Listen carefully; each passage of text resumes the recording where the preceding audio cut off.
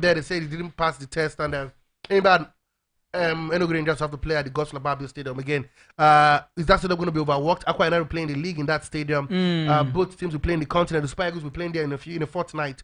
But it is what it is. I'm so sad that in a country as huge as Nigeria, a footballing country, only one stadium, really sad. Man Utd at those states, and it's been a money rain for this team. I feel like I just want to be from Edo. I just want to be Come on, I want to be part of the team. Stick to where you are. I feel like playing football. They won the league. How much was given to them? They went to Wafubi. They won the championship, and again another huge. Please let them know what I'm talking about. Money. It's money rain, my brother. Naira rain, but not dollar rain anyway. Naira rain, like dollar. When you convert to naira, so it is either it is half empty or half full. Which of the? That's huge, man. And they've not even won the CAF Women's. They had a road show where the fans around Benin, Asian still busy. The fans came out to their numbers. They had a dinner with the governor and his wife Betsy Obakaki. They got given money. So if you're not an Edo Queen player, I don't know where you are right now. Because you're not in the right place right now. These guys are MVPs. And rightly so, man. They just won them. They just won the competition, and now this is the real deal. We've seen another Nigerian team win this competition, but only one has managed to win silverware at the CAF Women's Champions League proper. All right, the wait is finally over. If you think that the Super Eagles will approach the game against the Cheetahs of Benin Republic with a local coach, I'm sorry to bust the bubble. We hear, in fact, as about 29 a.m. this morning, the news broke from the glass house that Coach Bruno Labaddia has been appointed as a new Super Eagles coach, becoming the 6th German coach to coach the Super Eagles. Switch during game. This man made the court to become the next coach of the Super Eagles. Though we hear that former current Greece coach in the person of Gustavo Poyet, as well as Jose Mourinho's former assistant Haito Caranca, and ex-Italian defender Fabio Cannavaro, we are all looked at to be the coach of the Super Eagles. But then Bruno made the court. We hear that the NFF have given him a pool of 40 men to choose from as they beg him in advance to be in charge of the Benin and Rwanda games, even though he insisted that he doesn't want to be at the dogged for these two games. But the NFF have told him that you can't tell a man who didn't send the invitation. It was NFF who sent the invitation to 40 players, and then you impose the 40 players on them and say, pick yours for the 3 from these 40 players. Come on, and go and win a game against Benin Republic. Because of the next game, when I will do my invitation, I'll do my scouting, I'll pick my players, but anyway, the NFF have found a way to persuade the young man to take charge of the job, and that's what he's gonna do. Aito Kiranka, Fabio Cannavaro, were all players, coaches that was looked at. I would have gone for Aito Kiranka. I think he plays an explosive kind of football that will fit our players, especially with the kind of wingers we have. But Labaddia, Bruno, the German who has practically managed only in Germany, especially in the German Bundesliga, this will tell you that he also has a similar kind of football because he plays counter-attacking football, which suits our wingers as well. Of course. And the fact that he's got watching him play, because I'm a big fan of the Bundesliga. He was in Dortmund last season, but he was sacked when the team was sitting at the bottom of the table. He always tried to work on the defensive structure of the team. But my problem is how quickly 2 weeks, to get to know, to begin to pick players from players that he may not even have heard of or known before now. That's my question. Out of the name, we talked about Tom Sienfit, Javier Renard, not forgetting Eric Charlet. And of course, Samson Tiasia was there. Amunike was also there. Not forgetting coaches Austin Eguavo also was touted. Director. And you go for Labaddia. Now, let's look at his track record. Oh, right. Oh. Now, people see him as a specialist in fighting relegation. Yeah. People also see him as a specialist of being sacked.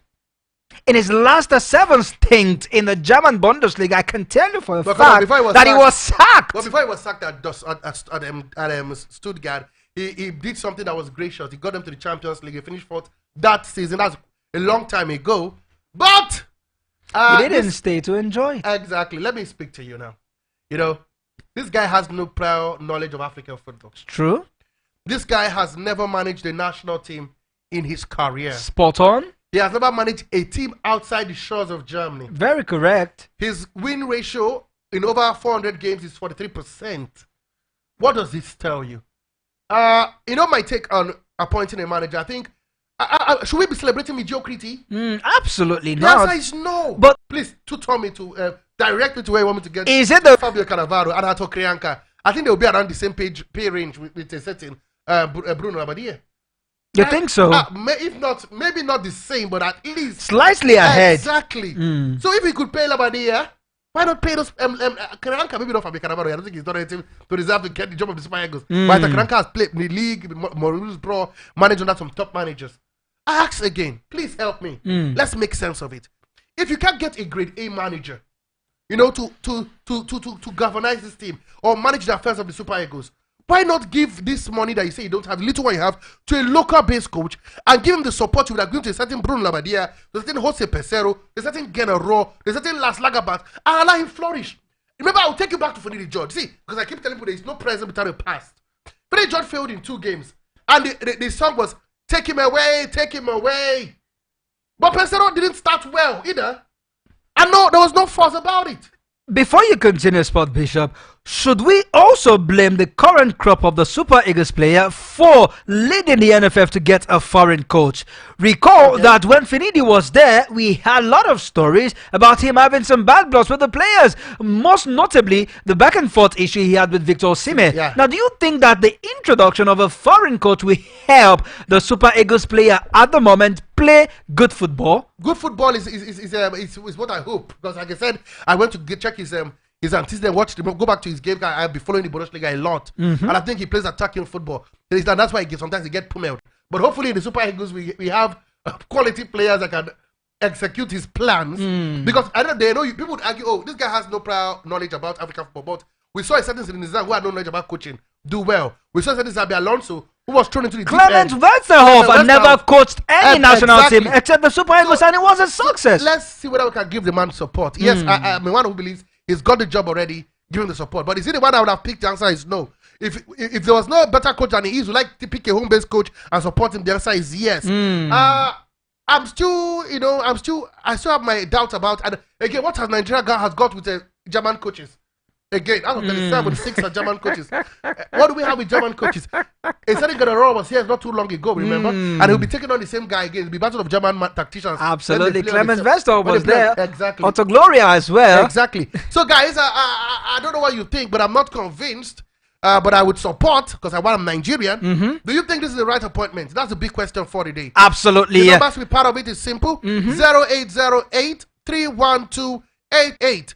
0808 312 8618, or you can call the other line 0700 010 961 961. That is 0700 010, or put a WhatsApp call through us, or count on either of the lines. Absolutely. Still talking about the Super Eagles, and let us know your take on the new coach. Is he the best man for the job? Do you think that with him we will qualify for the AFCON 2025 as well as the FIFA World Cup in 2026? Let's know what you think about that. Alright, still talking about national team football, but this time let's switch over now to the women. Talking about the women under 20, the Falconet. We hear that yesterday that we are defeated by Mexico, courtesy of a 10-minute goal scored by Mexican Lomeli in a warm-up game in Bogota, Colombia. Recall that in the first game against Mexico, they won by 2-1, and then they lost. Was it Mexico, Australia? Australia, they beat Australia by 2 goals to 1, and then lost to Mexico by a lone goal. Sport Bishop, should we be afraid that with this defeat we are not ready for the World Cup? Because ever since they considered that it was attack after attack after attack, but the Mexico proved stubborn in their defense. I don't think it's trouble in paradise yet. It's not that bad.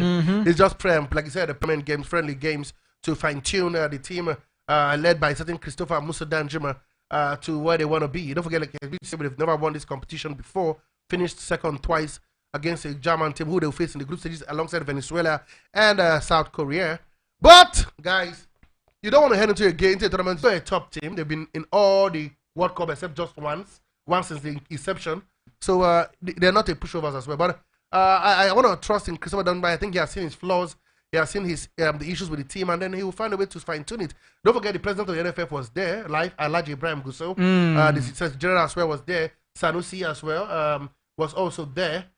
So they got the right support. I just hope that come the tournament proper that begins on the 2nd of September, the girls will be winning games and winning games with reckless abandon. And talking about the first game going down on the 2nd of September, on Monday, it will be played at midnight. What's up with the midnight?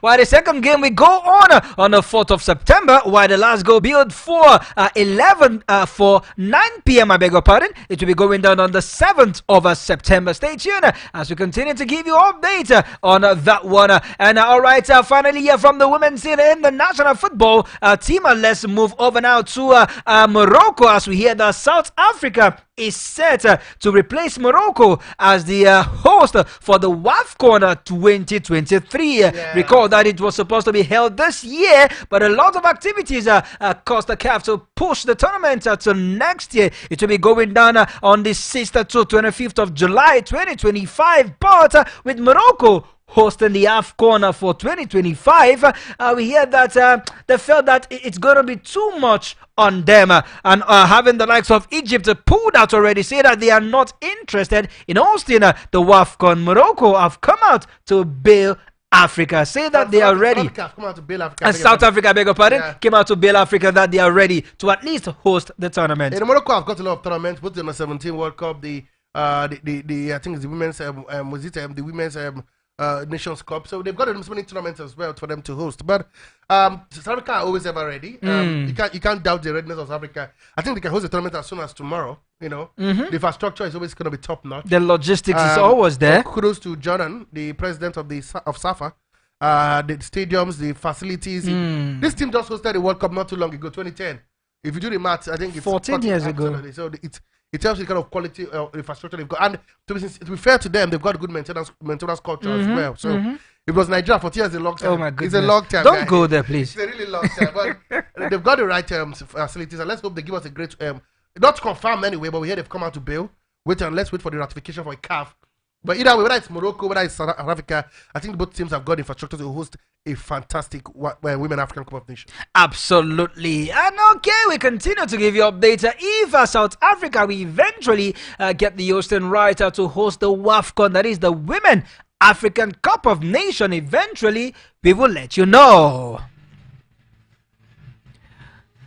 All right, let's move over now to a very, very controversial news that we are getting. The Olympics might have come and gone, but the stories, the aftermath of what happened is just beginning to unravel. As we hear that the Athletic Federation of Nigeria, including a certain Chief Solomon Ogba and the ministry staff, they are fingered concerning the Ofili saga. In the just concluded Olympic with an 80 million naira contract that was supposed to be signed, talking about favors Ofili's omission from the 100 meters race have cost the federation as well as the nation that amount of money.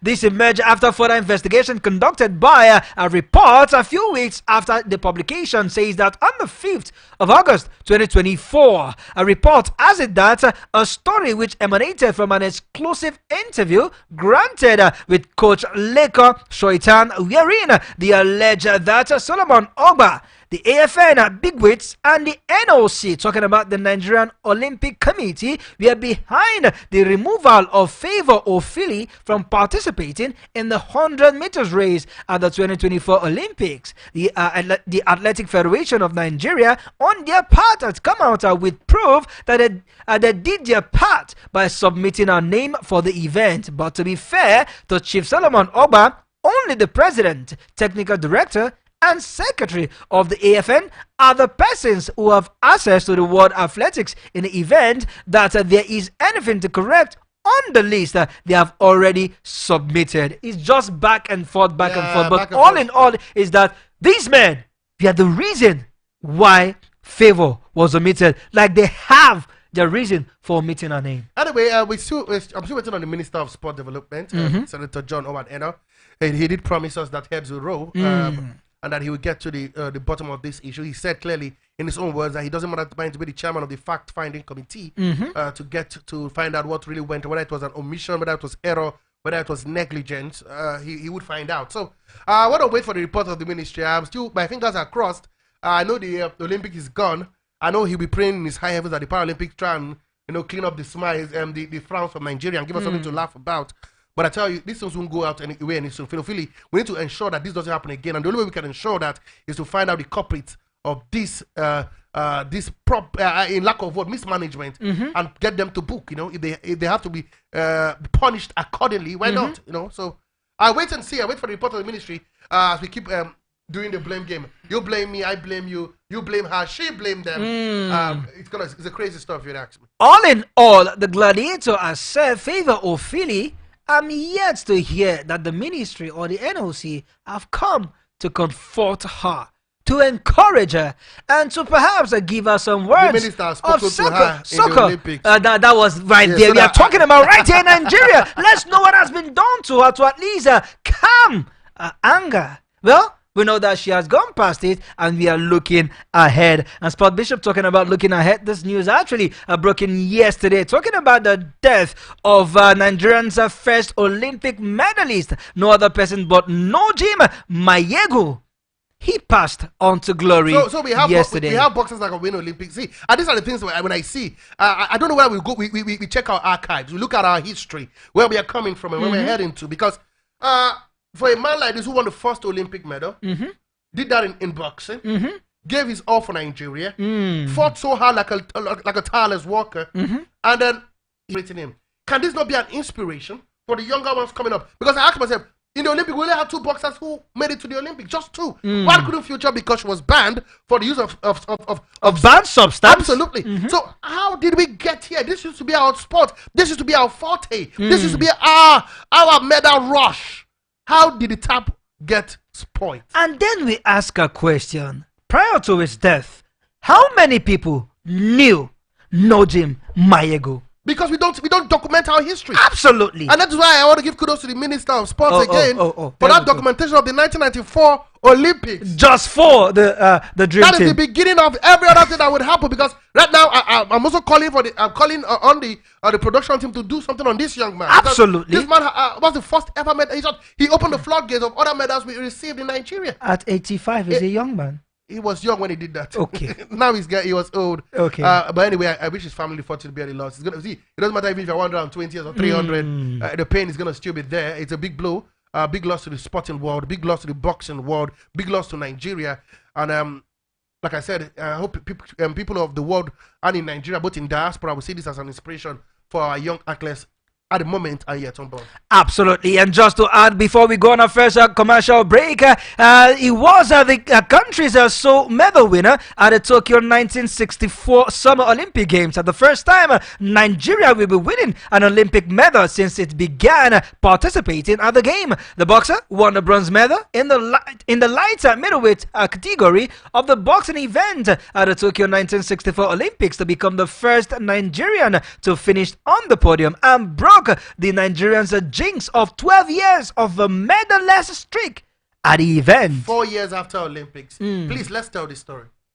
We will tell more of the stories when we come back from this break, but this time we will be telling you more stories from the local scene. From the foreign scene, brother. Oh my goodness, what's happening to you? All right, let me go lubricate my lips. Perhaps I'm dehydrated. When I come back, I will power on, same as a Sport Bishop. Don't touch the die.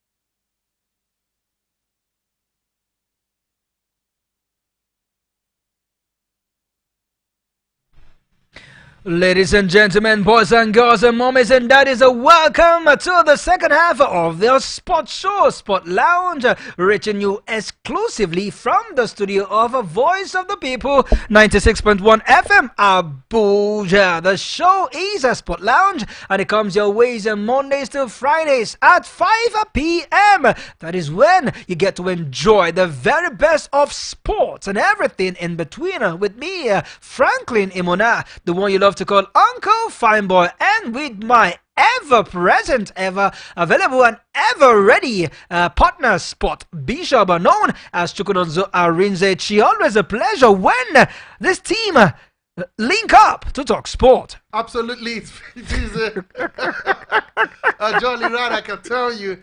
But anyway, guys, don't feel free to be part of the show. Like I did say, the major talking point for today has to be, of course, the Super Eagles of Nigeria, a new sheriff in town, the Bruno Labaddia story, and his story has just begun. Be part of the show. Let's have your 2 cents on that issue. It is 0808-312-8618. 0808-312-8618. You can also call on 0700 010 961 0700 010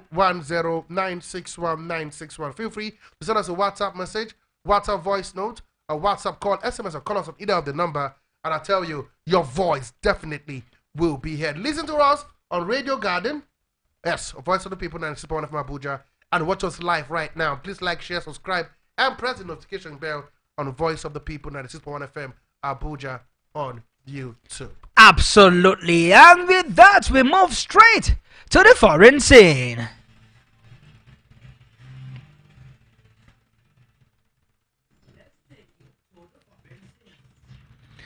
And from the foreign scene, I want to go to that country where money is always available to spend and, of course, utilize in the right way. And it's no other but where football is beginning to find its roots. I won't say origin, it's roots. Talking about Saudi Arabia, yes. If you like, look at me that way, Sport Bishop, I will tell you it's finding its roots. One man has come out to say that he's not looking to retire anytime soon. Maybe 2 or 3 years, or perhaps 5 years from now. He's set to play in more season and is looking ahead to the 2026 FIFA World Cup. No other but the Portuguese superstar Cristiano Ronaldo saying he's not looking at retirement anytime soon. He's played his longevity, I tell you, is enviable.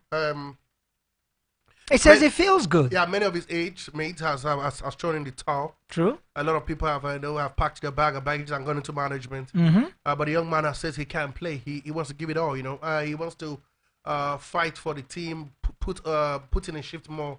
And he says he has to. He doesn't know when he's going to retire. He feels good. I feel good watching him as well. So let's see how long he can go. But I tell you, the man has taken care of his body. He's kept his shape, kept his cool, kept his panache. His ability to strike the ball. His physique is top notch. So. And his dedication to the game it's not looking old at all. You see him cry each time he loses a game, or he does not give 100%. Some think he's taking it too far, but I don't know. See, passion is passion, man. You see, that people just don't like to lose. Absolutely. Losing is not in their DNA. They can't take it. You can never get old losing to them. Absolutely. So, I think the guy still got drive. He still want to play more, and we can't stop a man who's got sight on winning more laurels, But one man has said, I have had enough. In fact, I and football, we have officially signed our divorce paper. Talking about a former Arsenal, former Juventus, and former AS Roma goalkeeper Wojciech Szczesny. We heard that he has announced his retirement from a professional footballer. The Polish goalkeeper retired from a professional football at the age of 34. When we have the likes of Gianluigi Buffon, who retired at the age of 41. Van der Sar at 39, Oliver Kahn at 40, Vicente Yama at 35 at pursuit. Come on, he's a legend. Come on. Sadly, he was sent home too early. But Szczesny, what an illustrious career he had actually with Arsenal, with Juventus, and with Roma. No thanks to Thiago Motta. He's sending some guys to the retirement too early. I just hope he knows what he's doing. He says it's surplus requirement, and the man has said, "Oh, if I'm surplus requirement, I don't think I can take it anymore." This guy was the first choice goalkeeper for Poland, and he just concluded the Euros We thought he got some years. I think he's got some years. He's a very good goalkeeper. He's got 3 or 4 years ahead of him, but he decided to call it quits.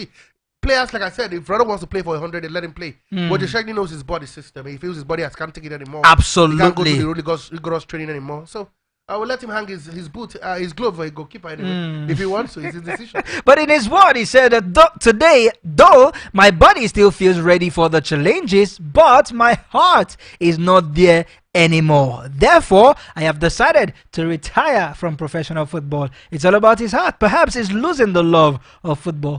The fight, you find the love. It's really sad. You can't be playing good football and losing the love. It is people like that. Who have gotten. Most important, I want to give kudos to him. I am one of those who's on the campaign of your mental health. If you think it will affect your mental health, then throw in the towel. I'm really happy for him. He's got a illustrious career, and I think it's one that he will not be forgotten in a hurry. A very good goalkeeper. Absolutely. 0808 312 8618. 0808 312 8618. That is the number that you can reach us live on the show, or 0700 010 961 961, 070 0010 961 961. We'd love to hear from you. Also on WhatsApp, you can follow us on our WhatsApp handle. Drop your comment there as well, and we will definitely give your message a voice. Once again, the address is Voice of the People 96.1 FM Abuja. That is VOB 961 FM Abuja, and voila, you will be connected to us live on the show.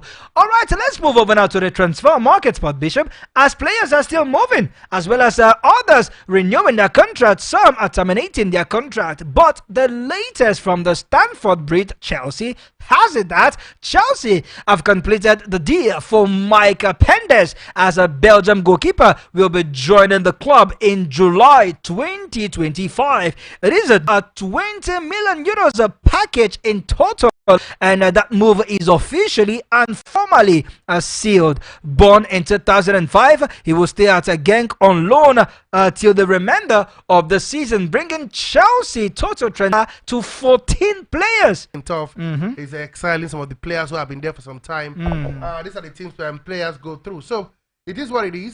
But for one team, they are not ready for getting young players. We hear that Manchester United have completed the move of a Uruguayan midfielder and Paris Saint-Germain player, talking about Manuel Ngueta. We hear that the total package of that deal is £50 million, £42 million cash on, and 8.2 million pounds in add-ons to the player. We hear that the player will fly later today to Manchester for his medical, bringing Eric Ten Hag summer signing to 4 this season. Manuel Ugarte is a player who might not have been cutting for a very long time. They've wanted the signatures in the start of the summer transfer window. At some point, they had to force it, didn't work out.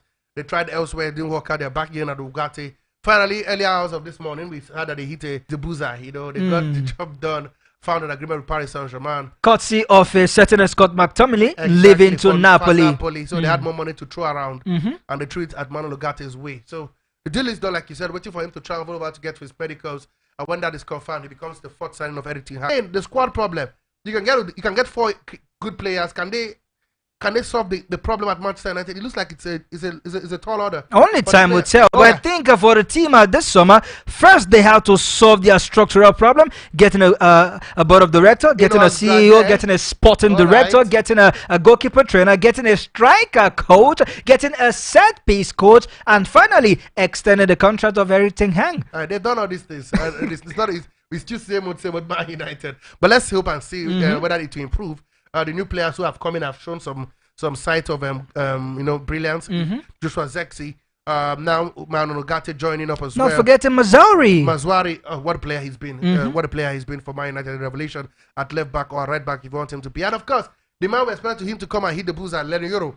Unfortunately, it's in the doctor's office, but I hopefully he'll be back soon. to play his part this season.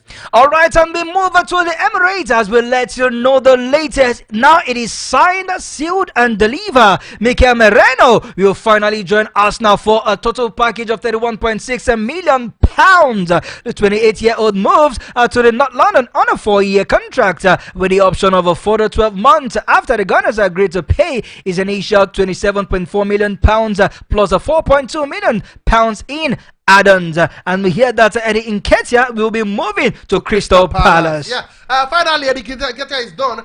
I also don't think his surplus requirement at the Emirates Stadium. I don't think it was never going to be a top 9 for us now. Not today, not tomorrow, not any other day. Talking about Eddie, I think he's a player who can be a bit plat player. But being the number 9, the target man, not him, not Gabriel Jesus.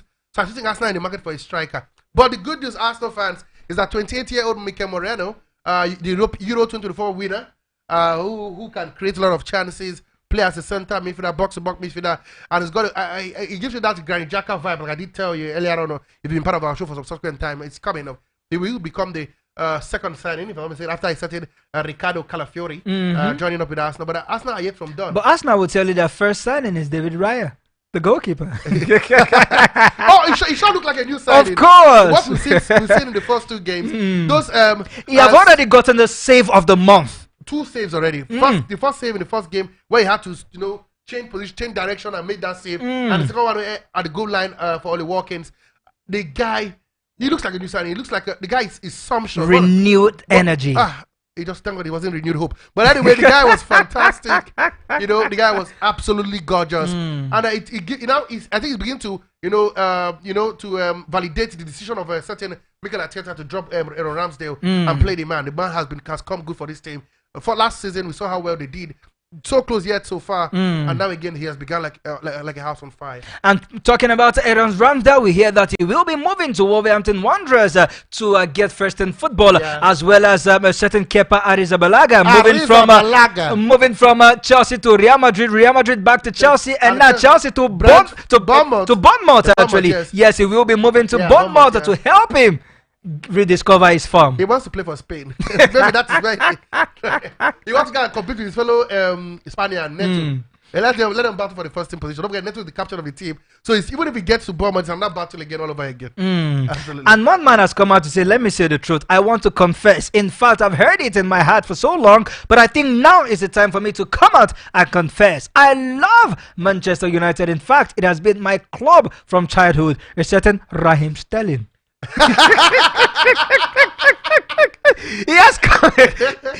He's caught in Man United and said, look, I love you guys. Right from when I was a teenage boy, I've always supported you. He loved Liverpool and then he loved Man City. And boy, there was a bromance with Chelsea. See, he'll take the Man United delay all day long. It's the battle between him and Maresca is becoming too dirty. It's not ending anytime soon. Maresca told he's got only 21 players. Germany is in the squad. So he wants a new lease of life. His number 7 shirt has been stripped. I don't think Chelsea followed the right process in doing that. They would have respected the Sterling. What this guy has done in football in recent time, he should have been respected a bit more. But it is what it is. Wait to see whether he gets the Man United movie. Yeah, also Man United, Chelsea. I was looking for Jordan Sancho. There could be a switch. Who knows? But wait and see after this part. But come on, I don't think Chelsea handled the right Sterling and Chilwell's move in the right way. Yeah. Absolutely.